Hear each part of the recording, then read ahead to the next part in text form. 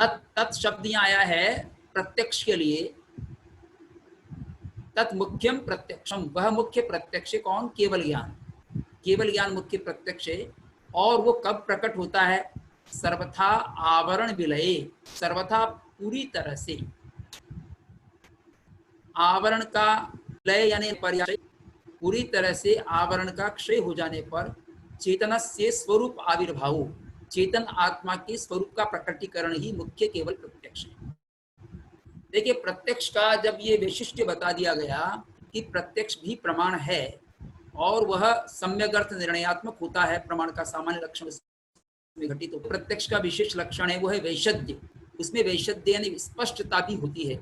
और स्पष्टता के दो आधार बताए। एक तो आधार बताया प्रमाणांतर अनपेक्षा, जिसमें प्रमाणों की अपेक्षा से ही जान लेते हैं कि इसमें इदंतया प्रतिभास होता है, इस रूप में बोध होता है। यह पुस्तक है, यह टेबल है, यह कुर्सी है, यह कमरा है, यह स्त्री है, यह पुरुष है इत्यादि इदंतया प्रतिभास होता है। यह के रूप में प्रतिभास होना इदंतया प्रतिभास है। और अगर वह के रूप में प्रतिभास होगा तो हम क्या कहेंगे? तद रूपेण प्रतिभास या तदंतया प्रतिभास, तत्तया प्रतिभास है, तत्तया प्रतिभास, तत्तया उस रूप में प्रतिभास होता है।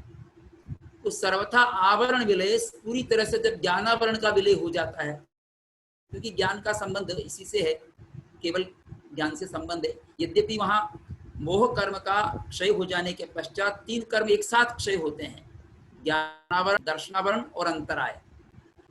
तो ज्ञानावरण दर्शनावरण का विलय हो जाता है। आवरण कर्म तो वो है तब से प्रयोग नहीं हुआ, आवरण शब्द का प्रयोग ज्ञानावरण और दर्शनावरण में हुआ है। पूरी तरह से जब ज्ञानावरण का क्षय हो जाता है तब चेतन के स्वरूप का आविर्भाव हो जाता है। मूल स्वरूप उसका वही है, वो केवल ज्ञान उसका स्वरूप है आत्मा का। जब सारे आवरण से वो रहित हो जाता है तो उसमें केवल ज्ञान प्रकट हो जाता है। ये मुख्य प्रत्यक्ष, ये सीधा आत्मा से होता है। और इसका स्वरूप क्या माना गया है?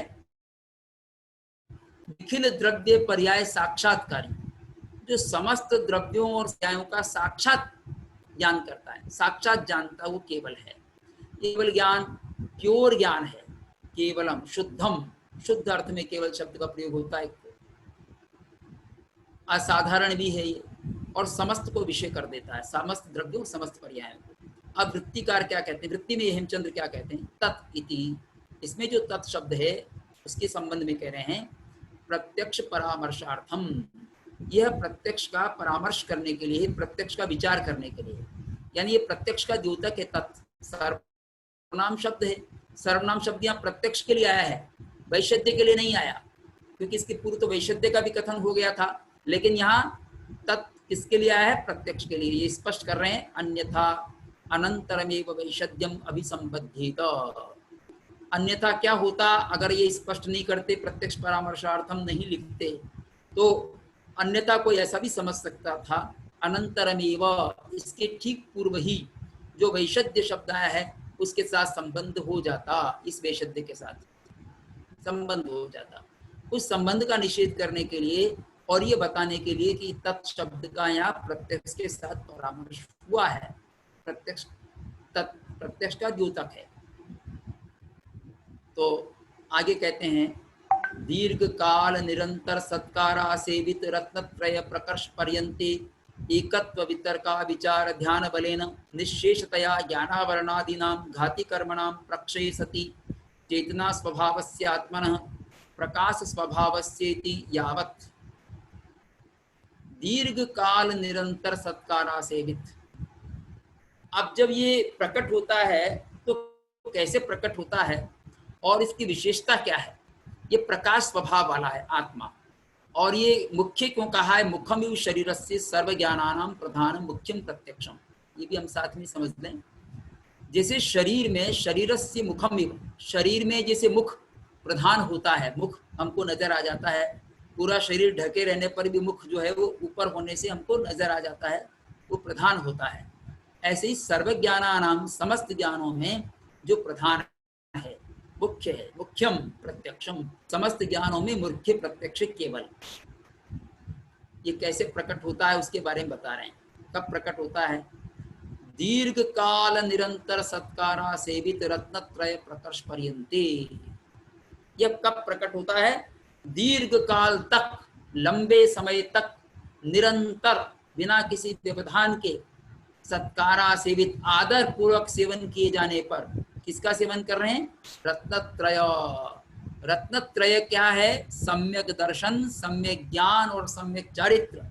इन तीनों का दीर्घ काल तक बिना किसी व्यवधान के सत्कार पूर्वक यानी आदर पूर्वक जब रत्नत्रय का सेवन किया जाता है और सेवन करते हुए प्रकर्ष पर्यंते, प्रकर्ष को प्राप्त हो जाता, प्रकर्ष के अंतिम अवसर पर जब रत्नत्रय का प्रकर्ष हो जाता है, सम्यक दर्शन ज्ञान चारित्र का आचरण के रूप में भी, और पहले सम्यक दर्शन के रूप में हुआ, फिर आचरण पक्ष में हुआ, चारित्र पक्ष में। हम उपशम श्रेणी, क्षपक श्रेणी में आरोहण करते हैं। तो क्षपक श्रेणी में आरोहण करने पर एकत्व, वितर्क, अविचार ध्यान बलेन, ये शुक्ल ध्यान के भेद हैं, उनका कथन किया जा रहा है। क्योंकि शुक्ल ध्यान होने पर केवल ज्ञान होता है। तो एकत्व वितर्क अविचार ध्यान बलेन, एकत्व वितर्क नामक ध्यान। देखिए, पृथकत्व वितर्क, एकत्व वितर्क। अब एकत्व वितर्क नाम का अविचार ध्यान है ये, तो उसी को कह रहे हैं एकत्व वितर्क नामक जो अविचार है, निर्विचार ध्यान है, उसके बल से पहले जो पृथकत्व विचार, पृथकत्व वितर्क जो ज्ञान ध्यान है, उस ध्यान से केवल ज्ञान प्रकट नहीं होता, लेकिन वो पहले होता है, और केवल ज्ञान इससे प्रकट होता है, एकत्व वितर्क विचार ध्यान से। इसलिए उसका कथन कर दिया शुक्ल ध्यान का दूसरा भेद है।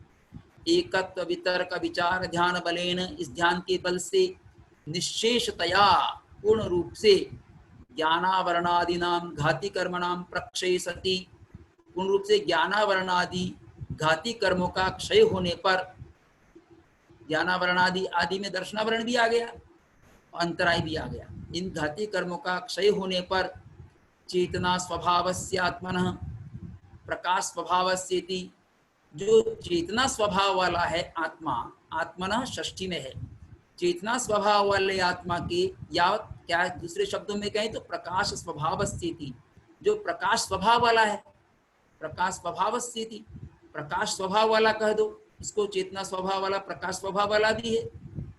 इति यावत, इस शब्द में भी कह सकते हैं कि वो प्रकाशित करता है, ज्ञान करता है। ज्ञान करना प्रकाश कहलाता है, प्रकाशकता कहलाती है ज्ञान करना। तो प्रकाश स्वभाव है, ज्ञान स्वभाव है। इति यावत स्वरूपस्य प्रकाश स्वभावस्य सत एव आवरणापगमेन आविर्भावः, स्वरूपस्य प्रकाश स्वभावस्य सत, स्वरूप से, जो स्वरूप है, प्रकाश स्वभाव उसका स्वरूप है, इसका ऐसे होने पर भी सतः एव आवरणापगमेन, जो सत है, विद्यमान है, उसके आवरण का अपगम हो जाने पर, जो आवरण है उसके दूर हो जाने पर, ज्ञानावरण के दूर हो जाने पर आविर्भाव, प्रकटीकरण हो जाता है।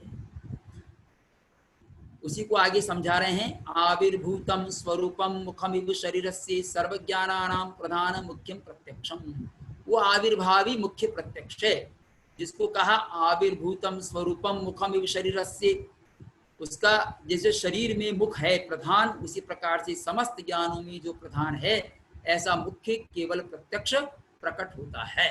केवल प्रत्यक्ष कब प्रकट होता है, उसकी प्रक्रिया यहाँ पर दे दी, क्योंकि मोक्ष का साधन जो बताया गया है वो सम्यक दर्शन ज्ञान चारित्राणि मोक्ष मार्ग, ये कहा गया है।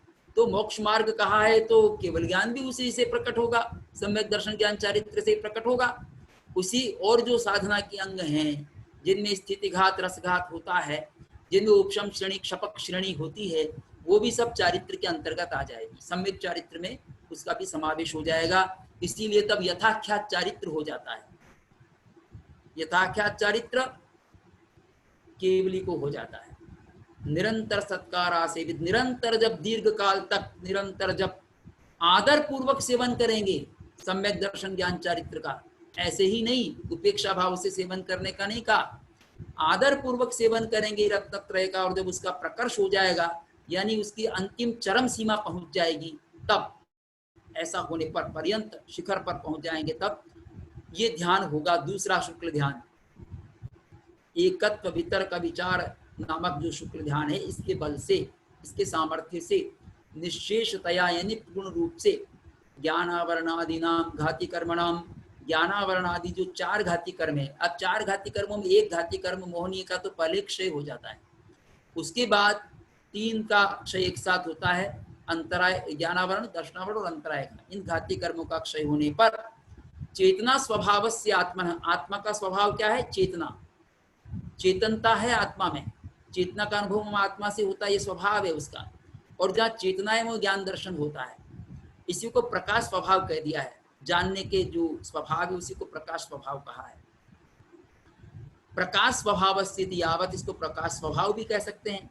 स्वरूप से प्रकाश स्वभाव से सतः, इस स्वरूप प्रकाश स्वभाव वाले स्वरूप के सतः, इस सत के, इसके चेतना के या आत्मा के एवं आवरण अपगमेन, इसके आवरण का अपगम होने पर आविर्भाव जो प्रकटीकरण होता है वो केवल प्रत्यक्ष का होता है।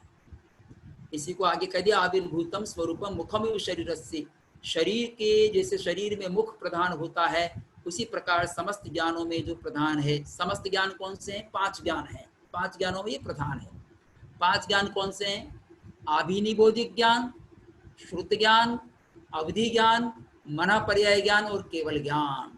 यद्यपि गिनाया तो बाद में है लेकिन मुख्य यही है। ये समस्त ज्ञान हो गए। आभिनिबोधिक ज्ञान को ही मति ज्ञान भी कहा जाता है। तच्च इंद्रियादि सहायक विरहात, वह इंद्रियादि की सहायता के बिना, उसमें इंद्रिय की सहायता की आवश्यकता नहीं होती केवल ज्ञान के प्रकटीकरण में। तो इंद्रिय आदि में मन भी ले लो, इंद्रिय मन इनकी सहायता के बिना सकल विषयत्वात्, समस्त विषय को, समस्त को विषय करने के कारण जितने भी पदार्थ दुनिया के हैं उन सबको विषय करता केवल ज्ञान। चाहे वो धर्मास्तिकाय हो, अधर्मास्तिकाय हो, आकाश हो, काल हो, पुद्गल हो, जीव हो, या पुद्गल के जो सूक्ष्म परमाणु हैं उन परमाणुओं तक भी समस्त विषयों को जो जानता है, सकल विषयत्वात्, समस्त को, समस्त विषय, समस्त पदार्थों को विषय करने के कारण, या सकल जो है प्रमेय कह दीजिए, पदार्थ कह दीजिए, समस्त प्रमेय को विषय करने के कारण असाधारणत्वाच्च, और असाधारण होने के कारण, क्योंकि ऐसा और कोई ज्ञान नहीं होता इसलिए असाधारण है, केवलम, केवल है ये इसलिए असाधारण। इति आगमे प्रसिद्धम, आगम में उसके ये रूप प्रसिद्ध हैं कि वह समस्त विषयों को विषय करता, समस्त प्रमेयों को विषय करता है और असाधारण है। आगम में केवल ज्ञान के रूप में वो प्रसिद्ध है। तो केवल ज्ञान को तो हम जानते भी हैं, थोड़ा थोड़ा उसके विषय के बारे में जानते हैं। तो अब उसमें प्रकाश स्वभावता की सिद्धि कर रहे हैं कि केवल ज्ञान में प्रकाश स्वभावता कैसे है। केवल ज्ञान में ही नहीं, हर ज्ञान में प्रकाश स्वभावता है, चाहे वो मति ज्ञान हो, श्रुत ज्ञान हो, अवधि ज्ञान हो, मन पर्याय ज्ञान हो, उनमें भी प्रकाश स्वभावता है। तो आत्मा में प्रकाश स्वभावता होती है। सपरपयास, ज्ञानम सपरपयासम, कुंद कुंदाचार्य ने कहा ज्ञान स्व पर प्रकाशक होता है और ज्ञान आत्मा का स्वभाव है, गुण है, स्वभाव है। तो इसलिए वह ज्ञानात्मक होने से, चेतनात्मक होने से आत्मा भी प्रकाश स्वभाव वाली है। उसी को सिद्ध कर रहे हैं। प्रकाश स्वभावता कथम आत्मनः सिद्धा इति चेत, कि आत्मा की प्रकाश स्वभावता कथम यानी कैसे सिद्धा इति सिद्ध है, इति चेत अगर यह प्रश्न किया जाए तो उत्तर दे रहे हैं एते ब्रूमः, उसके उत्तर में हम ये कहते हैं, क्या कह रहे हैं? आत्मा प्रकाश स्वभाव, आत्मा प्रकाश स्वभाव वाला है। ये प्रतिज्ञा वाक्य हो गया। ये जो सिद्ध कर रहे हैं अनुमान वाक्य से सिद्ध कर रहे हैं, तो प्रतिज्ञा कह दी आत्मा प्रकाश स्वभाव, ये प्रतिज्ञा वाक्य हो गया। अब प्रतिज्ञा के बाद हेतु का प्रयोग होगा, तो असंदिग्ध स्वभावत्वात्, ये हेतु दे दिया। ये आत्मा प्रकाश स्वभाव वाला है असंदिग्ध स्वभाव वाला होने के कारण, संदेह रहित स्वभाव वाला होने के कारण। आत्मा को यद्यपि पर संदेह से रहित भी वही होता है, इसलिए असंदिग्ध स्वभावत्वात्, उसका यह असंदिग्ध स्वभाव है, प्रकाश स्वभाव का असंदिग्ध स्वभावत्वात्, संदेह रहित स्वभाव वाला है। कैसे? उदाहरण से सिद्ध कर रहे हैं, पहले व्याप्ति दे करके और दृष्टांत दे रहे हैं, तो उदाहरण वाक्य दे दिया। यह प्रकाश स्वभावो न भवति नासौ असंदिग्ध स्वभावो, ये व्यतिरेक में दे रहे हैं। यथा घटः निषेधात्मक व्याप्ति दे दी। यह प्रकाश स्वभावो न भवति, जो प्रकाश स्वभाव वाला नहीं होता है, नासौ असंदिग्ध स्वभावो, वो असंदिग्ध स्वभाव वाला नहीं होता है। यथा घटः, जैसे कि घट, घट जो है वो प्रकाश स्वभाव वाला भी नहीं होता है तो असंदिग्ध स्वभाव वाला भी नहीं होता है। घट तो जानता ही नहीं है, उसमें प्रकाशात्मकता है ही नहीं, तो घट जानता भी नहीं तो उसको संदेह भी नहीं होता है, या असंदेह भी नहीं होता है, संदेह रहितता भी नहीं होती। तो जिसमें प्रकाश स्वभाव है वही संदेह रहित होता है। या कह दें कि असंदिग्ध स्वभाव वाला होने से प्रकाश स्वभाव वाला होता है। तो यह प्रकाश स्वभावो न भवति नासौ असंदिग्ध स्वभावो, ये व्यतिरेक व्याप्ति। यथा घटः, जैसे कि घड़ा, न च तथा आत्मा, आत्मा वैसा नहीं है, घट के समान नहीं आत्मा। तो आत्मा कैसा है? असंदिग्ध स्वभाव वाला है, इसलिए प्रकाश स्वभाव वाला भी। न खलु कश्चिद अहम अस्मि न वेति संदिग्धे इति नासिद्धो हेतु। हमने जो ऊपर हेतु दिया है उसके संबंध में और करें, न खलु कश्चिद अहम अस्मि, ये तथा आत्मा में से उपनय हो गया। न खलु कश्चिद अहम अस्मि, कोई भी ऐसा व्यक्ति नहीं है संसार में, कश्चित कोई भी, न खलु ऐसा नहीं है, अहम अस्मि न वेति, जो ऐसा संदेह करता हो कि मैं हूं कि नहीं हूं। अस्मि, अहम अस्मि न वेति, मैं हूं या नहीं हूं, इति न संदिग्धे, ऐसा संदेह नहीं करता है। सबको लगता मैं हूं, मैं धर्मचंद हूं, चाहे नाम से ही जानते हो, पर मैं का प्रयोग तो हम करते ही, मैं हूं। अब वो मैं किसके साथ में जोड़कर कह रहे हैं वो अलग बात है, लेकिन आत्मा के बिना भी उस शब्द का प्रयोग नहीं हो सकता, मैं का प्रयोग, चेतना के बिना नहीं हो सकता मैं का प्रयोग,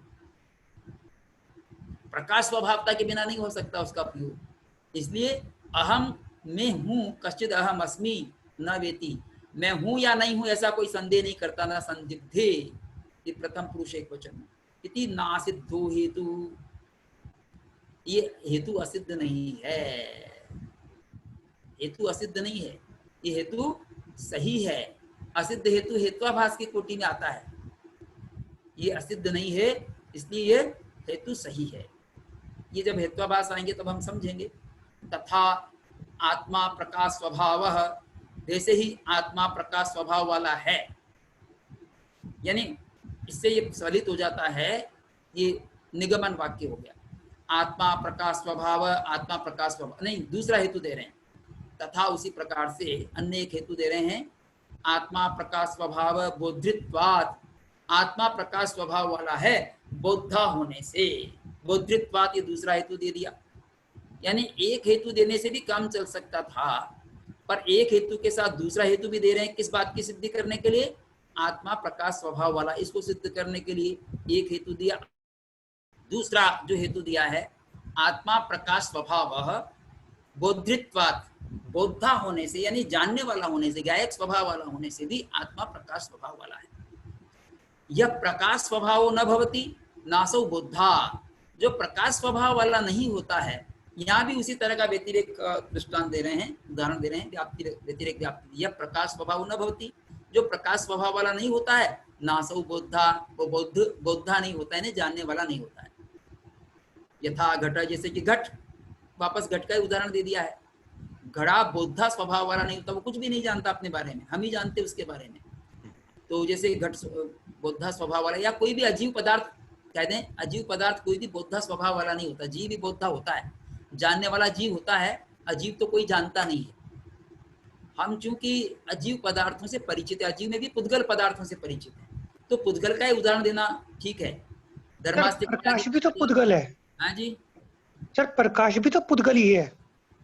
अरे आपने जोरदार बात कही, लेकिन यहाँ जो प्रकाश की बात कर रहे हैं ना, वो पुद्गल नहीं है, वो प्रकाश यहाँ ज्ञान का द्योतक है। प्रकाश पुद्गल होता है, लेकिन यहाँ जो आत्मा का स्वभाव बता रहा है ना, प्रकाश वो ज्ञान के अर्थ में है, ज्ञान पुद्गल नहीं है। जो सूर्य का प्रकाश है, दीपक का प्रकाश है, वो तो पुद्गल है, लेकिन जो आत्मा जिसको प्रकाशित कर रही है, तो आत्मा का जो प्रकाश स्वरूप है वो पुद्गल नहीं है। यहाँ प्रकाश ज्ञान के अर्थ में है। काशते प्रकर्षेण काशते प्रकाशते, जो प्रकाशित करता है यानी कि प्रतिभास कराता है, ज्ञान कराता है, वो प्रकाश है। ये अंतर समझना पड़ेगा, है ना। यह प्रकाश स्वभाव न भवती, जो प्रकाश स्वभाव वाला नहीं होता है, नासो बोधा, वो बौद्ध, ये बोधा यानी जानने वाला नहीं होता है। ये बौद्धा जो है ना त्रिच प्रत्यांत बुद्ध धातु से बना है। यथा घट, जैसे कि घड़ा, न च बोधा आत्मा इति, न च न बोधा आत्मा इति। पर ऐसा नहीं कि आत्मा बोधा नहीं है, आत्मा तो बोधा है, जानने वाला है, इसलिए वो कैसा है, प्रकाश स्वभाव वाला है। ये दो हेतु दे दिए। एक हेतु तो क्या दे दिया, स्वभावत्वात्, दूसरा दे दिया है बोधित्वात्। इन दो हेतुओं से सिद्ध किया है कि आत्मा प्रकाश स्वभाव वाला है। तथा यो यस्याः क्रियायाः कर्ता न स तद विषयो, यथा गति क्रियायाः कर्ता चैत्रो न तद विषय, ज्ञप्ति क्रियायाः कर्ता च आत्मा इति। और तीसरी बात कह रहे हैं, यो यस्याः क्रियायाः कर्ता, जो जिस क्रिया का कर्ता होता है वह उस क्रिया का विषय नहीं होता है। न स तद विषय, तद विषय न तस्या विषय, तस्या क्रियाया विषय, क्रिया का विषय नहीं बनता है। जो जिस क्रिया का कर्ता होता है वह उस क्रिया का विषय नहीं बनता है। यथा जैसे कि गति क्रियाया कर्ता चैत्रो, गति क्रिया का कर्ता, चलने की क्रिया का कर्ता। जैसे कोई घर से दुकान जा रहा है या महाविद्यालय जा रहा है, स्कूल जा रहा है, तो गति क्रिया कर रहा है। तो गति क्रिया का वो करता क्या है, उस समय करता है, गति करने वाला है, गति क्रिया करता। जैसे चैत्र नाम दे दिया, गति क्रिया का कर्ता कौन है, चैत्र है।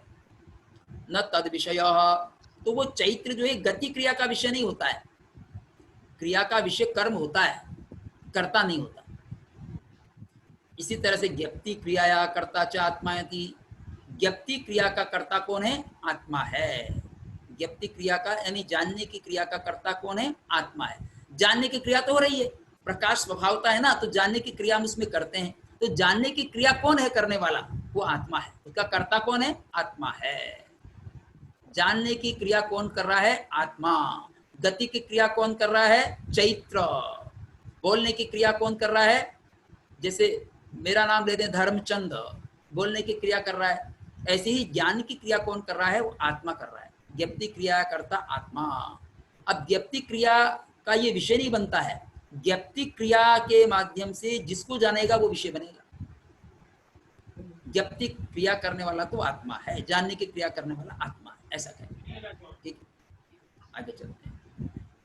अथ प्रकाश स्वभावत्वे आत्मन कथम आवरणम, यहाँ ये था एका अय होकर के ये कल हो गया। अथ आगे और कह रहे हैं, प्रकाश स्वभाव से आत्मन कथम आवरणम। भाई ठीक है, आत्मा प्रकाश स्वभाव वाला है, ये मान लेते हैं। और जब प्रकाश पूरा प्रकट हो जाता तो केवल ज्ञान हो जाता, ये भी मान लेते हैं। पर ये आवरण कैसे आ गया, प्रश्न ये उठा दिया। प्रकाश स्वभाव से आत्मन कथम आवरणम, प्रकाश स्वभाव वाली आत्मा पर आवरण कैसे आ गया, कथम आवरणम। आवरणे वा सतत आवरण प्रसंग, और अगर एक बार आवरण हो गया ऐसा मान लेते हैं तो सतत आवरण का प्रसंग आ जाता है। फिर हमेशा ही आवरण रहना चाहिए। आवरण समाप्त क्यों हो जाता है, आवरण कैसे आ गया और आवरण समाप्त कैसे हो जाता है।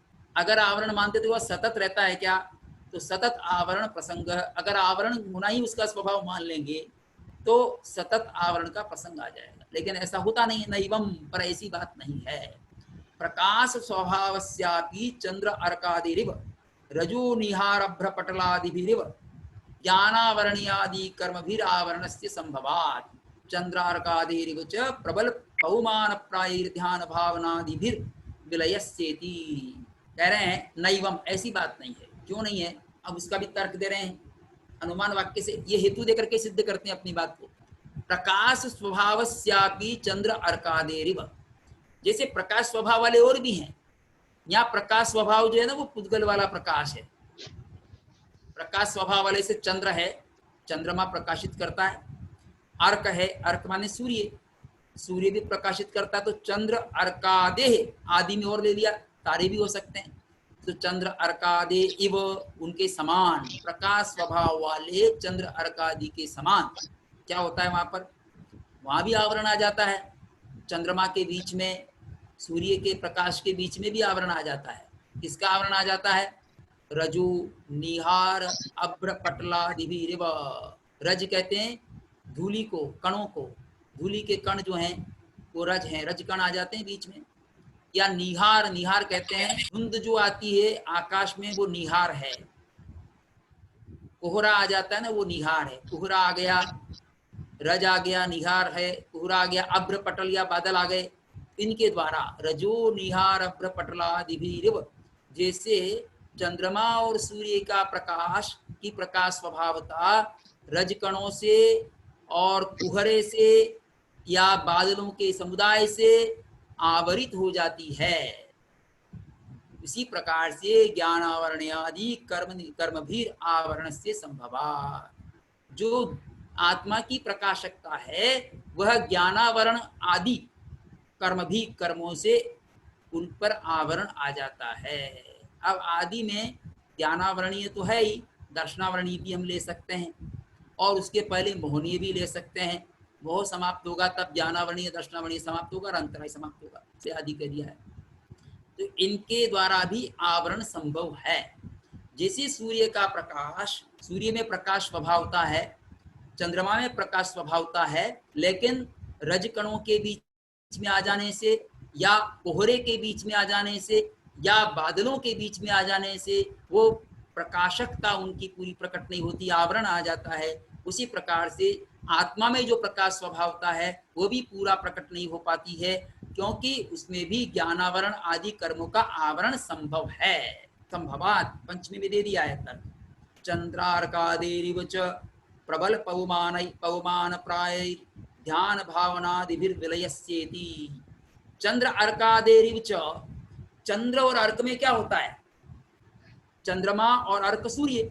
तो वहां जब आवरण आ जाता है, किसका आवरण आया? अभ्रपटल आदि का कुछ आवरण, तो रज का ये आवरण तो दूर हो सकते हैं किससे? प्रबल पवमान प्रायई। प्रबल जब पवन चलती है, हवा चलती है, पवमान हवा का चलना हो, चलते हुए प्रबल पवमान प्रायई, प्रबल जब वायु वेग होता है तो ये अभ्रपटल आदि दूर चले जाते हैं तो हमको दिखाई पड़ने लग जाता है। रजकण दूर चले जाते हैं तो हमको दिखाई पड़ने लग जाता है। या कोहरा है वो सूख जाता है तो भी हमको दिखाई पड़ जाता है। इसी प्रकार से ज्ञानावरण आदि कब खत्म होते हैं? तो बता रहे हैं ध्यान भावनादिभिर्विलयस्यति। वह भी ध्यान भावना आदि से ज्ञानावरण भी विलय को प्राप्त हो जाता है, क्षय को प्राप्त हो जाता है। ज्ञानावरणादि कर्मण ना, ज्ञानावरण आदि का क्षय किससे हो जाता है? ध्यान भावनादिभिर्विलयस्यति, ध्यान भावना आदि से विलय हो जाता है। ध्यान कौन सा ध्यान है? शुक्ल ध्यान। भावना आदि अनित्य आदि की भावना है, इनके द्वारा ज्ञानावरण का विलय हो जाता है, क्षय हो जाता है।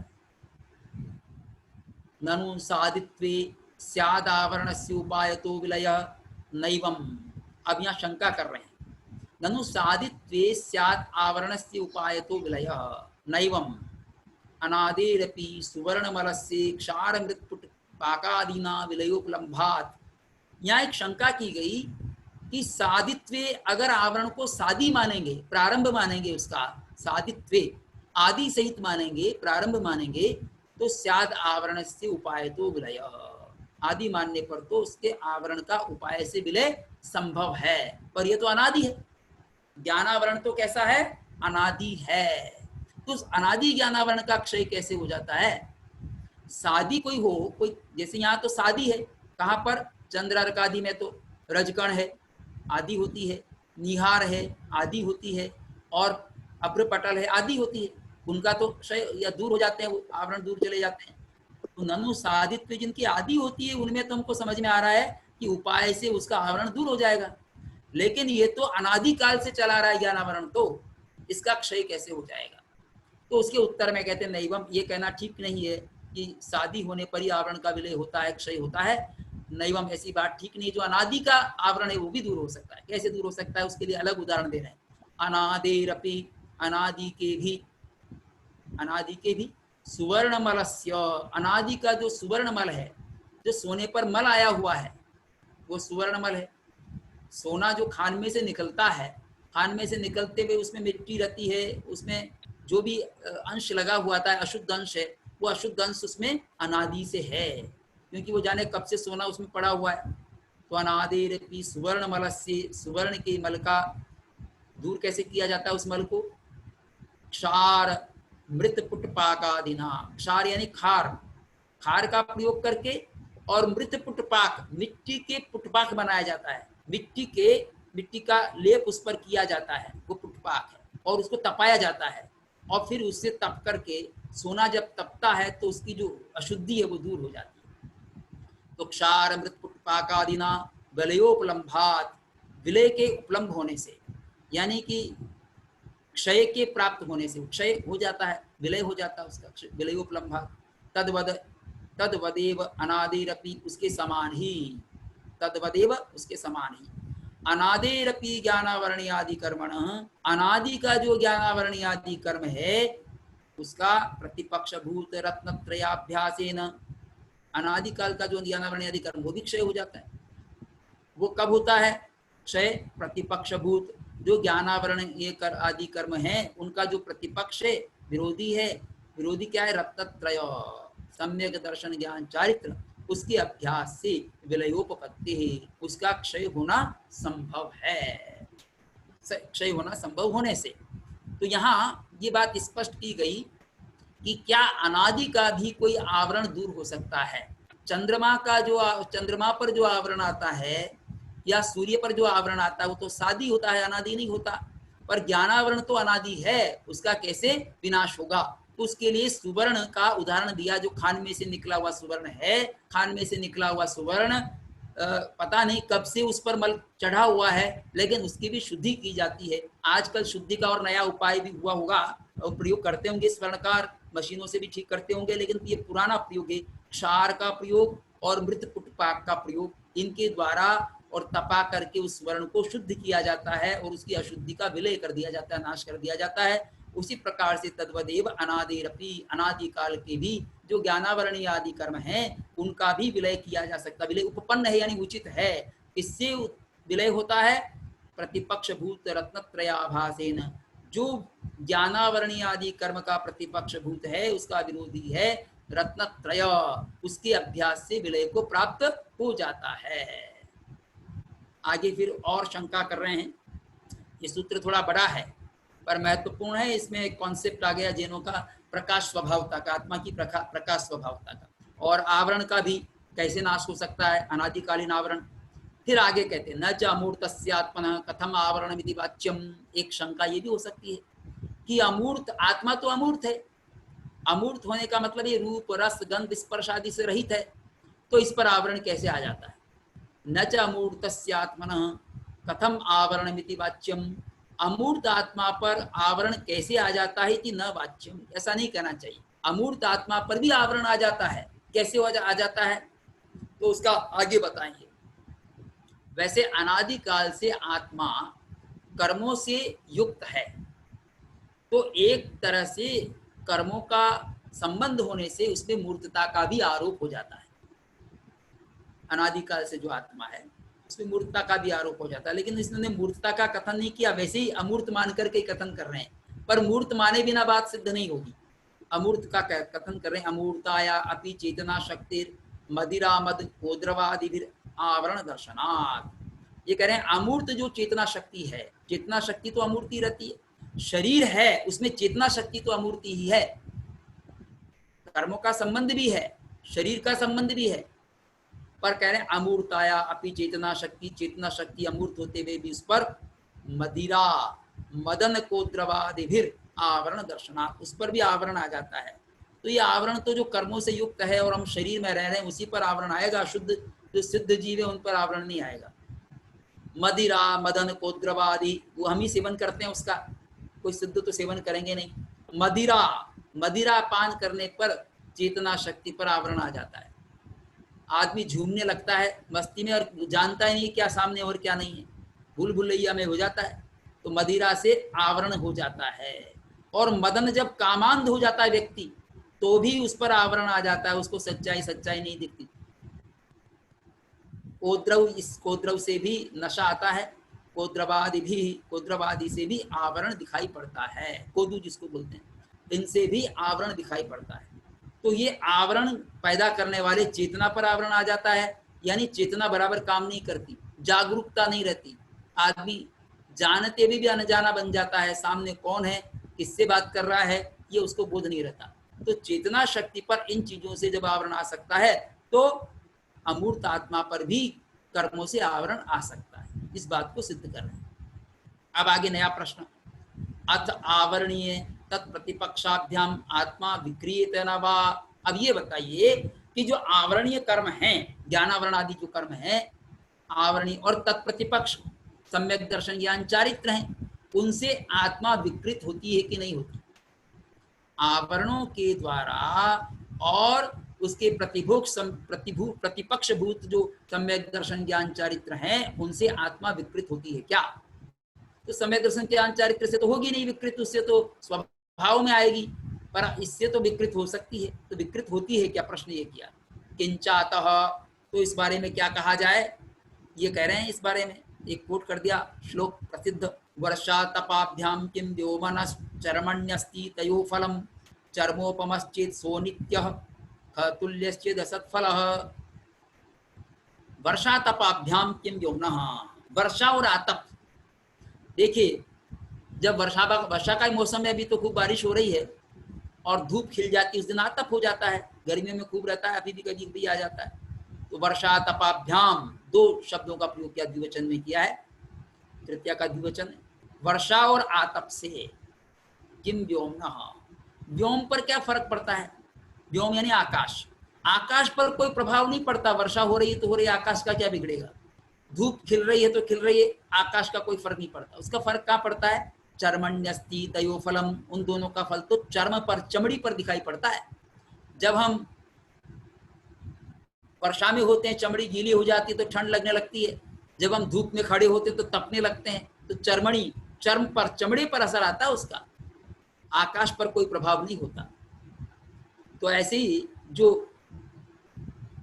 चर्पोपमश्चेत सोनित्य खतुल्यश्चेद असत्फल, अगर वह चर्मोपम है, आत्मा चर्म के समान है, चर्म की उपमा दी जाए, चर्म से सादृश्य दिखाया जाए, चमड़े से सादृश्य दिखाया जाए, तो आत्मा नित्य हो जाएगी, पर आत्मा तो नित्य नहीं है।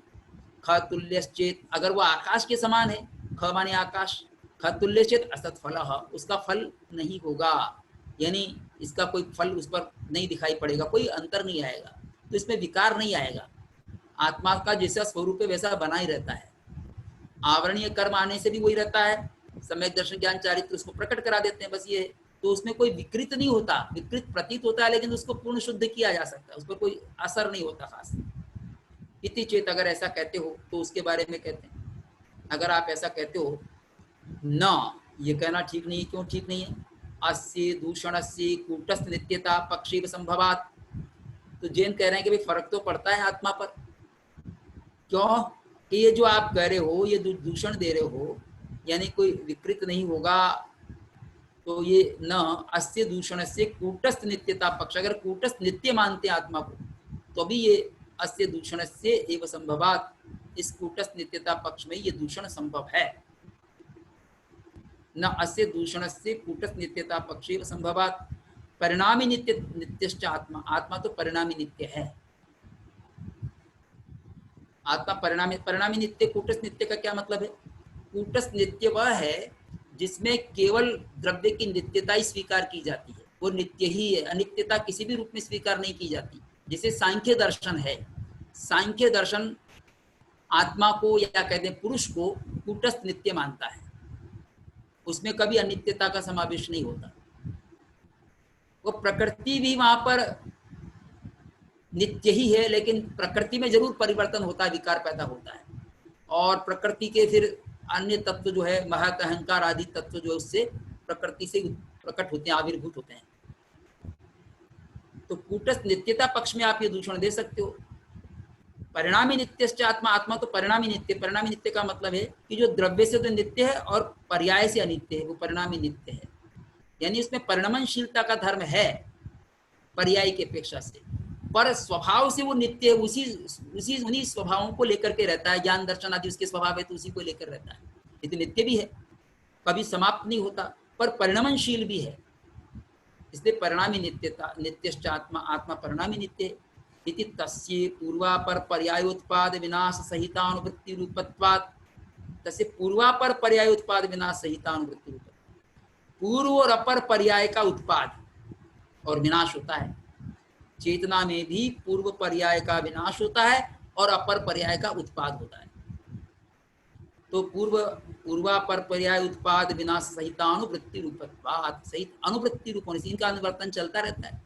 पर्याय बदलती रहती है हर क्षण, तो पूर्व पर्याय का विनाश होता है, उत्तर पर्याय का उत्पाद होता है, यह अनुवृत्ति चलती रहती है, यही उसकी परिणामिता है। एकांत नित्य क्षणिक पक्षयोः सर्वथा अर्थ क्रिया विरहात्, लेकिन एकांत, अगर हम एकांत नित्य मानते हैं आत्मा को, या एकांत अनित्य मानते हैं, क्षणिक मानते हैं, तो उसमें अर्थ क्रिया संभव नहीं है। अब यहाँ एक नई बात कह रहे हैं, ये देखिए, इससे तो हमको परिचित होना पड़ेगा। भारतीय परंपरा में जब हम सत का लक्षण करते हैं, तो सत का लक्षण अलग अलग दार्शनिकों ने अलग अलग किया है। जैसे वेदांती है तो सच्चिदानंद स्वरूप मानते हैं, सच्चिदानंद ब्रह्म को मानते हैं, तो सत स्वरूप होता है और सत नित्य ही होता है वहां पर। अधिकतर दार्शनिकों ने सत को नित्य स्वीकार किया है, और बौद्ध दार्शनिकों ने सत को क्षणिक कहा है, और क्षणिक कहते हुए उसका एक लक्षण दिया कि हम क्षणिक क्यों कहते हैं। उनका कहना है अर्थ क्रियाकारित्व होता है पदार्थ में, सत में अर्थ क्रियाकारित्व होता है, तब वो सत कहलाता है। तो अर्थ क्रियाकारित्व का जो उन्होंने हेतु दिया, उस हेतु पर अन्य भारतीय दार्शनिकों ने भी विचार किया। इसलिए नैयायिक हों तो उन्होंने भी उसको अपने विचार का विषय बनाया, और जैन दार्शनिकों ने भी बनाया। जैन दार्शनिकों ने, भट्टाकलंक ने अर्थ क्रियाकारित्व को अपने ग्रंथों में स्थान दिया है। तो उनके अनंतरवर्ती जो पश्चातवर्ती जो भी दार्शनिक हुए, उन्होंने भी इसको स्थान दिया है। तो आचार्य हेमचंद्र भी कह रहे हैं कि जो वस्तु है या सत है या पदार्थ है, वो अर्थ क्रियाकारी होता है। पर अर्थ क्रियाकारी कारित्व किसमें घटित होगा, ये जैन दार्शनिक अपनी दृष्टि से कहते हैं। बौद्धों ने तो नित्य पक्ष में खंडन कर दिया कि अगर पदार्थ को नित्य मानते हो तो उसमें अर्थ क्रियाकारित्व घटित नहीं हो सकता। पर जैन दार्शनिक कहते हैं भाई, नित्य में भी घटित नहीं होता और क्षणिक में भी घटित नहीं होता है। अर्थ क्रियाकारित्व किसमें घटित होता है, परिणामी नित्य पदार्थ में घटित होता है।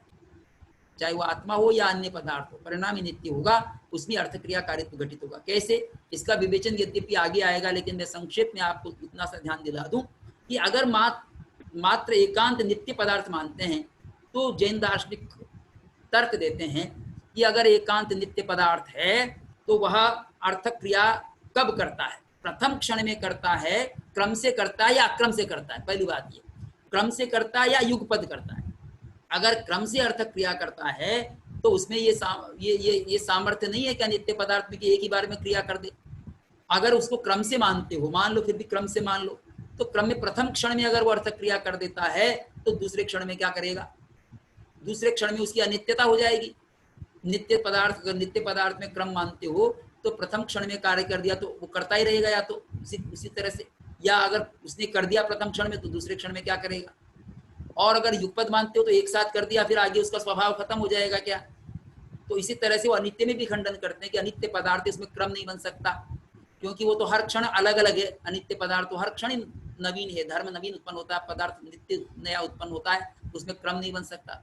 और अगर युगपद कर दिया है तो एक बार होकर के हो गया, फिर बाद में वो कैसे करेगा, वो तो उसका क्षण ही नहीं चलता।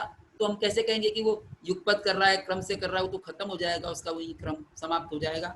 इसकी चर्चा आगे हम विधिवत पढ़ेंगे। तो एकांत नित्य क्षणिक पक्ष, एकांत नित्य पक्ष स्वीकार करने पर पदार्थ का, या एकांत क्षणिक पदार्थ क्षणिक स्वीकार करने पर, दोनों में ही सर्वथा पूर्ण रूप से अर्थ क्रिया विरहात, अर्थ क्रिया नहीं पाई जाती है। तो अर्थ क्रिया नहीं पाई जाती है तो वो पदार्थ सत रूप में सिद्ध नहीं हुआ। अर्थ क्रियाकारी होने पर वो सत कहलाता है, और अर्थ क्रियाकारी परिणामी नित्यता में होती है। अब इसको एक बार वापस देख लेते हैं, आत्मा विकृत होती है कि नहीं होती। तो इसमें एक कहा, कोट किया है, वर्षा तपाभ्याम किम व्योमनश्चर्मण्यस्थितयो फलम, कि वर्षा और आतप से व्योम पर क्या फर्क पड़े, चर्म पर फर्क पड़ता है, चमड़ा जो है वो सिकुड़ जाता है या गीला होकर फैल जाता है, आतप से सिकुड़ जाता है। चर्मोपमश्चित, अगर आत्मा चर्म के समान है, चमड़े के समान है तो वह नित्य होगा, और अगर आकाश के समान है, खतुल्य है, तो वह नित्य होगा, उस पर कोई प्रभाव नहीं आएगा। तो या तो आत्मा को नित्य मानो या नित्य मानो। पर जैन दार्शनिक तो उसको न तो केवल नित्य मानता है, न तो केवल नित्य मानता, न केवल अनित्य मानता है, वो परिणामी नित्य मानता है। इसलिए कह रहा है इति चेत, अगर ऐसा कहते हो तो न ये कहना ठीक नहीं है। अस्य दूषण से कूटस्थ नित्यता पक्षेप संभवात, ये जो आप दूषण दे रहे हो वो दूषण केवल कूटस्थ नित्यता मानने में ही है, जबकि हम जैन दार्शनिक परिणामी नित्यता स्वीकार करते हैं। परिणामी नित्यता तद्भावाव्यम नित्यम के रूप में जो तत्वार सूत्र में दिया है, उसका स्वभाव वैसा रहता है। धर्मास्तिकाय धर्मास्तिकाय के रूप में रहता है, पुद्गलास्तिकाय पुद्गलास्तिकाय के रूप में रहता है, जीव जीव के रूप में रहता है, लेकिन उनमें सब में परिणमन होता रहता है। तो ये परिणामी नित्यता है, इनमें ये लागू नहीं होगा। इति तस्य पूर्वापर पर्याय, यहाँ क्या होता है, पूर्व और अपर पर्याय के बारे में कहा। पूर्व पर्याय का तो विनाश होता है और अपर पर्याय का उत्पाद होता है। इस सहित अनुवृत्ति रूपत्वाद, ऐसी अनुवृत्ति होती है परिणामी नित्य पदार्थ। आत्मा भी परिणामी नित्य है। तो क्यों माना? क्योंकि एकांत नित्य मानने पर अर्थक क्रिया नहीं होती और एकांत क्षणिक मानने पर भी अर्थक क्रिया नहीं होती। अर्थक क्रिया का मतलब है जो पदार्थ है वो अपनी कोई क्रिया करता है। जानने की क्रिया करो, घट जो है उसमें जल आदि धारण करने की क्रिया करो, जो भी पदार्थ है कोई क्रिया करता है, वो इसका अर्थक क्रियाकारी है। वो जब संघत रूप में होता है तो अर्थक क्रिया करता है। पर अगर बौद्ध दार्शनिक की दृष्टि से ये कहें कि क्षणिक के पदार्थ, तो वो क्षणिक पदार्थ संगत होकर के भी रखता है और उसमें सामान्य का हमको सामान्य लक्षण की प्रतीति होती रहती है बहुत सारे क्षणों में मिला करके। तो घट को हम घट रूप में जानते हैं, सामान्य लक्षण के रूप में, स्वलक्षण के रूप में नहीं जानते। स्वलक्षण में तो नाम ही नहीं दिया जा सकता। तो वहाँ जो स्वरूप है घट का, घट में जो हम रखते हैं पदार्थ को, वो सामान्य लक्षण में रख सकते हैं। अर्थ क्रियाकारित्व तो उसमें स्वभावता है, तो वहाँ ये स्वरूप देते हैं अर्थ क्रियाकारित्व का कि ये जो क्षणिक पदार्थ है वो नए पदार्थ को उत्पन्न करके समाप्त हो जाता है। ये उसने अर्थ क्रिया कर दी कि अपने समान नए पदार्थ को पैदा कर दिया, ये भी अर्थ क्रियाकारित्व है। तो अर्थ क्रियाकारित्व इस तरह का भी स्वीकार करता है।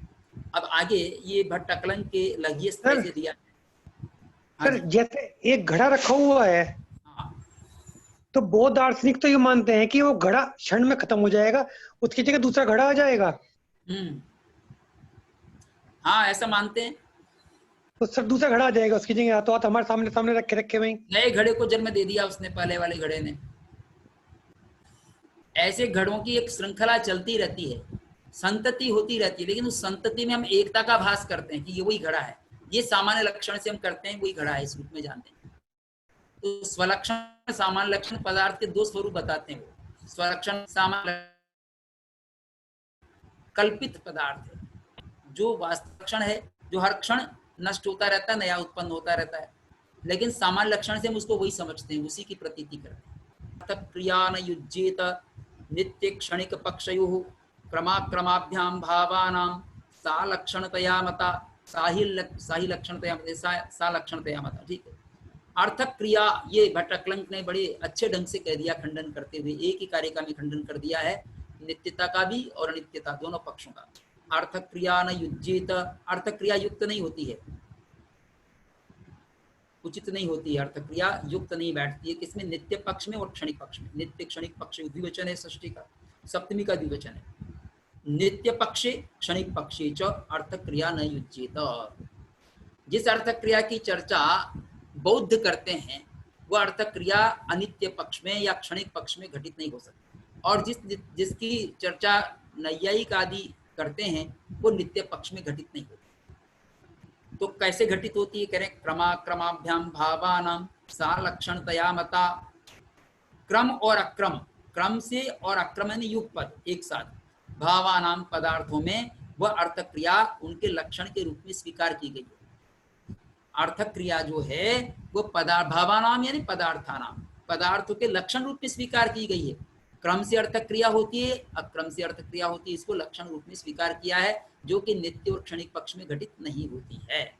तो इसकी चर्चा ये आगे जब वस्तु का स्वरूप बताएंगे तब अर्थक क्रिया कारित्व की चर्चा करेंगे, तो हम उस समय इसको पढ़ लेंगे। यहाँ ये 15वां सूत्र पूरा हो गया। इति अब 16वें सूत्र की भूमिका बना रहे हैं। ननु प्रमाणाधीना प्रमेय व्यवस्था, प्रमेय की व्यवस्था प्रमाणों के अधीन होती है। यानी प्रमेय जो है उसको प्रमाणों से सिद्ध किया जाता है, प्रमाणों के द्वारा प्रमेय का ज्ञान किया जाता है। तो प्रमाणों के द्वारा प्रमेय को सिद्ध किया जाता है, उसकी व्यवस्था तभी बनती है। चाहे बौद्ध स्वलक्षण सामान्य लक्षण को माने, दो प्रमेय मानते हैं, वो दो प्रमाण मानते हैं, दो प्रमाणों से दो प्रमेय को सिद्ध करते हैं, तो ये सभी मानते हैं। प्रमेय का ज्ञान प्रमाण से होता है, तो प्रमेय की व्यवस्था भी प्रमाणों से की जाती है। प्रमेय तो संसार में पहले से हैं, उनका प्रमाणों के आधार पर वर्गीकरण किया जाता है। तो ननु प्रमाणाधीना प्रमेय व्यवस्था या उसका स्वरूप प्रदर्शित किया जाता है। न च मुख्य प्रत्यक्ष से तद्वतो वा सिद्धौ किंचित प्रमाणमस्ति, न च और न मुख्य प्रत्यक्ष से, मुख्य प्रत्यक्ष है, मुख्य प्रत्यक्ष क्या है? केवल ज्ञान। तद्वतो मुख्य प्रत्यक्ष यानी केवल ज्ञान वाला कौन है? केवली, केवल ज्ञानी। वा सिद्धौ उसकी सिद्धि में न किंचित प्रमाणम अस्ति, कोई प्रमाण नहीं है। ये मीमांसक प्रश्न उठा रहे हैं। मीमांसक ऐसे केवल ज्ञानी को नहीं मानते या सर्वज्ञ को नहीं मानते, तो वो प्रश्न उठा रहे हैं कि मुख्य प्रत्यक्ष और मुख्य प्रत्यक्ष वाले की सिद्धि में कोई प्रमाण नहीं है, जिसकी बात जैन आप लोग जैन लोग कर रहे हैं। प्रत्यक्ष में ऐसा कोई प्रमाण नहीं। प्रत्यक्षम ही रूपादि विषय विनिमयते व्यापारम नातीन्द्रियर्थी प्रवर्तितुम उत्साहते। अब चूंकि जो मीमांसक है वो मीमांसक प्रत्यक्ष को रूपादि विषय तक ही सीमित मानता है, वो अतीन्द्रिय पदार्थों के ज्ञान में उसको नहीं ले जाता, इसलिए ये उसी तरह की बात कर रहा है। प्रत्यक्षम ही, प्रत्यक्ष प्रमाण तो रूपादि विषय विनिमयत व्यापारम, रूपादि विषयों के विनिमयत व्यापार वाले, यानी रूपादि विषयों तक ही जानता है। रूपादि विषयों को का नियंत्रण करने वाला उन्हीं को विषय बनाने वाला व्यापार है। प्रत्यक्षम रूपादि विषयों को जानते हैं, क्योंकि वो प्रत्यक्ष इंद्रियों से ज्ञान रूपादि का होता है। तो ये इन्होंने वाक्य कहा, ये मीमांसकों ने, कि प्रमेय जो है वो प्रमाण के अधीन है। जिस प्रमेय की आप चर्चा कर रहे हो, मुख्य प्रत्यक्ष की चर्चा कर रहे हो, उसके लिए क्या प्रमाण है ये बताओ। तो प्रत्यक्ष तो उसमें प्रमाण काम नहीं कर सकता। न अतीन्द्रिय अर्थी प्रवर्तितुम उत्साहते, ये प्रत्यक्ष जो है अतीन्द्रिय पदार्थों में प्रवृत्त नहीं हो सकता, प्रवृत्त होने में उत्साह नहीं कर सकता। जबकि जैन तो अतीन्द्रिय पदार्थों का ज्ञान करने के लिए अवधि ज्ञान, केवल ज्ञान, अवधि ज्ञान, मन पर्याय ज्ञान, केवल ज्ञान को स्वीकार करते हैं, और ये नहीं मानते। तो ये अपनी बात कहेंगे पहले। नाप्य अनुमानम, अनुमान भी उसमें काम नहीं करता, अनुमान प्रमाण से भी सिद्ध नहीं होता। मुख्य प्रत्यक्ष और मुख्य प्रत्यक्ष वाला केवल ज्ञानी। नाप्य अनुमान प्रत्यक्ष दृष्ट लिंग लिंगी संबंध बलोपजनन धर्मकत्वात् तस्य। प्रत्यक्ष दृष्ट लिंग लिंगी, प्रत्यक्ष से दृष्ट माने जाने गए, लिंग लिंगी संबंध, लिंग कहते हैं हेतु को, लिंगी कहते हैं साध्य को, या साधन और साध्य का, साधन और साध्य का जो संबंध यानी व्याप्ति संबंध, व्याप्ति संबंध के बल से ही उपजनन उत्पन्न होने वाला धर्म वाला होता है अनुमान। तो प्रत्यक्ष से देखे गए साधन और साध्य के व्याप्ति संबंध के बल से उत्पन्न होने वाले धर्म वाला होता है अनुमान। जबकि प्रत्यक्ष से हमको ऐसी कोई व्याप्ति नहीं होती जिससे हम अतीन्द्रिय पदार्थों का ज्ञान कर सकें और ऐसे ज्ञान को सिद्ध कर सके अनुमान प्रमाण के द्वारा। ये मीमांसकों का तर्क है। आगम से भी सिद्ध नहीं कर सकते। आगमस्तु यदि अतीन्द्रिय ज्ञान पूर्वक तत्साधक तदा इतरेतराश्रय। अब आगम से कैसे सिद्ध नहीं कर सकते, तो कह रहे हैं यदि अतीन्द्रिय ज्ञान पूर्वक, आगम प्रमाण यदि अतीन्द्रिय ज्ञान पूर्वक होता है तो तत्साधक उसका सिद्ध करने वाला, यानी अतीन्द्रिय ज्ञान को सिद्ध करने वाला वो कौन होगा? अगर आगम को उसका प्रमाण मानते हो तो अतीन्द्रिय ज्ञान किससे होगा?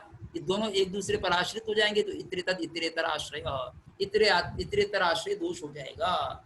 यानी फिर आप अतीन्द्रिय ज्ञान से आगम को सिद्ध करोगे और आगम से अतीन्द्रिय ज्ञान को सिद्ध करोगे, तो ये इतरेतर आश्रय दोष हो जाएगा।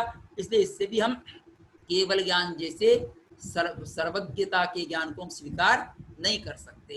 ये किसका तर्क है? मीमांसकों का।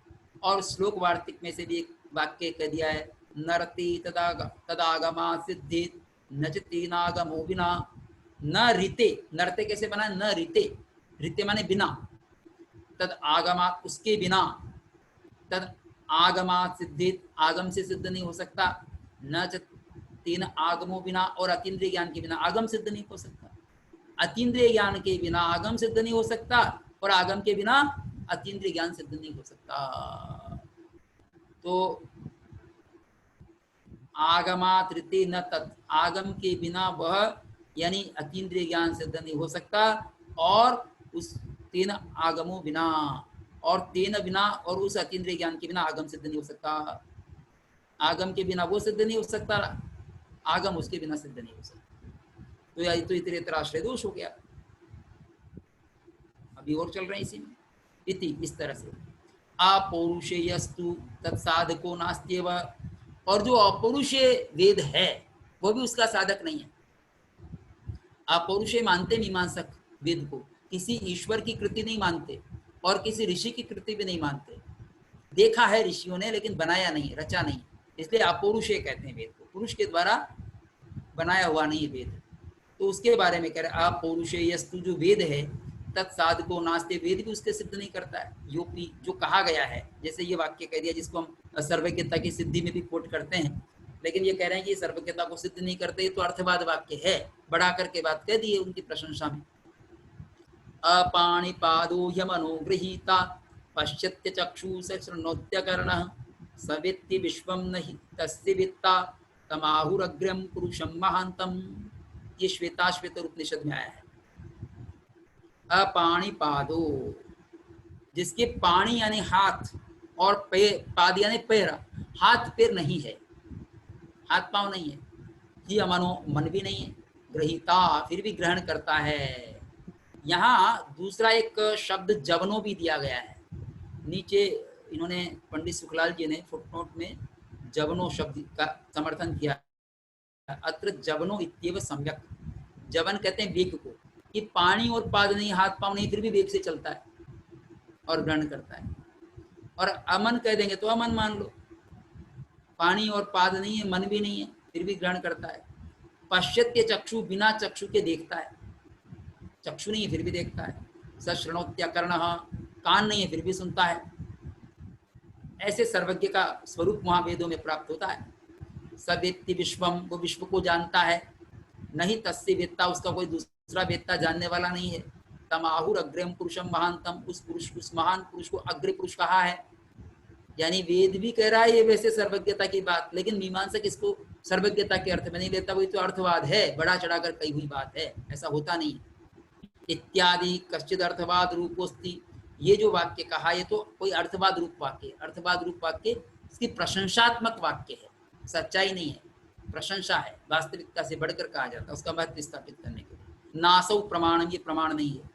विधौ एवं प्रामाण्य उपगमात, क्योंकि वेद वाक्य का जो प्रामाण्य है वो तो विधि में ही होता है, निषेध में नहीं होता। अपाणिपाद और ये जो कहा निषेध वाक्य है, ये तो विधौ एवं प्रामाण्य उपगमात, विधि में ही प्रामाण्य का स्वीकृति वहां होती है। प्रमाणांतराणाम चत्र नवसर, और अन्य प्रमाण यहाँ हो नहीं सकते हैं। तो तीनों प्रमाण तो सर्वज्ञ की सिद्धि नहीं कर सकते, केवल ज्ञान की सिद्धि नहीं कर सकते, प्रत्यक्ष भी नहीं करता, अनुमान भी नहीं करता, आगम भी नहीं करता, और अपौरुष जो वेद वह भी सिद्ध नहीं करता। ऐसा कौन कह रहा है? मीमांसक। उसके जवाब में ये कह रहे हैं प्रमाणांतरम चत्र नवसर एव इति आशंके, ऐसी आशंका करके आह कहा है।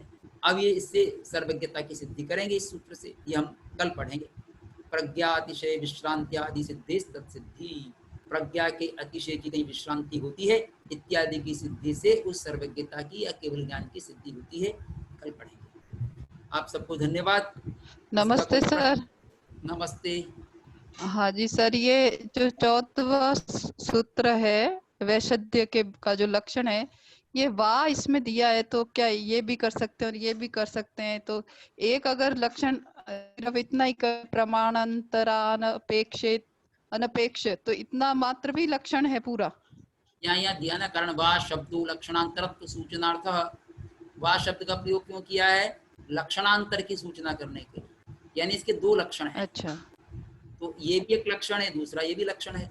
दोनों को अगर हम समझते हैं तो उसके विशदता की विशदता हो जाती है, स्पष्टता और स्पष्ट हो जाती है, इसलिए दोनों लक्षणों को तो इन्होंने एवं करके ही दोनों को जोड़ के ही बता सकते थे ना, इनको अलग अलग वाह करके बताया। ऐसा ये कह रहे हैं कि वैसे ये भी लक्षण है और ये भी लक्षण है, दोनों लक्षण है, तो इससे भी काम चल जाता है, लेकिन और स्पष्ट करने के लिए ये भी लक्षण जोड़ दिया उन्होंने। हाँ, तो जोड़ दिया तो उसको और से भी जोड़ सकते थे ना, वाह करने से तो दोनों अपने अपने में स्वतंत्र हो गए। स्पष्टीकरण यही किया इन्होंने, वाह शब्द लक्षणांतर सूचनार्थ भिन्न लक्षण बताने के लिए, उसकी सूचना देने के लिए वाह है, यानी ये भी लक्षण है और ये भी लक्षण है, दोनों लक्षण है। तो इस प्रकार का लक्षण तो शायद ये पहला लक्षण होगा, ऐसा कहीं लक्षण देखने को मिलता है जो वाह से दिया गया? और एक ये प्रश्न था सर, 49 का जो पैराग्राफ है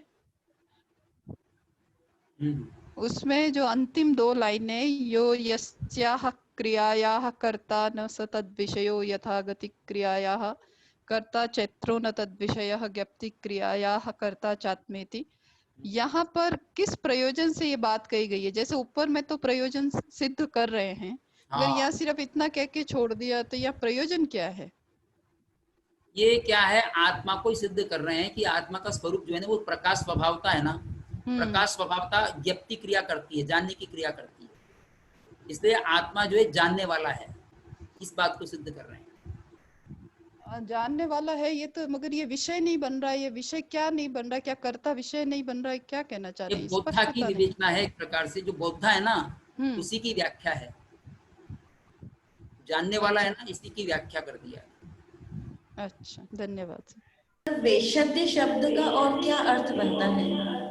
वैशद्य का मतलब स्पष्टता, विशदता। वो विशद शब्द और वैशद्य शब्द में अंतर क्या होगा सर? विशद का भाववाचक शब्द वैशद्य बनता है, विशदस, विशदस, विशद का भाव वैशद्य है। जैसे सुंदर का भाव सौंदर्य होता है ना, सुंदर का भाव सौंदर्य, ऐसे विशद का भाव वैशद्य, विशदता भी कह सकते हैं उसको, विशदता और वैशद्य एक ही बात है। थैंक यू सर, सभी को जय जिनेंद्र, सबको धन्यवाद। सबको हार्दिक धन्यवाद।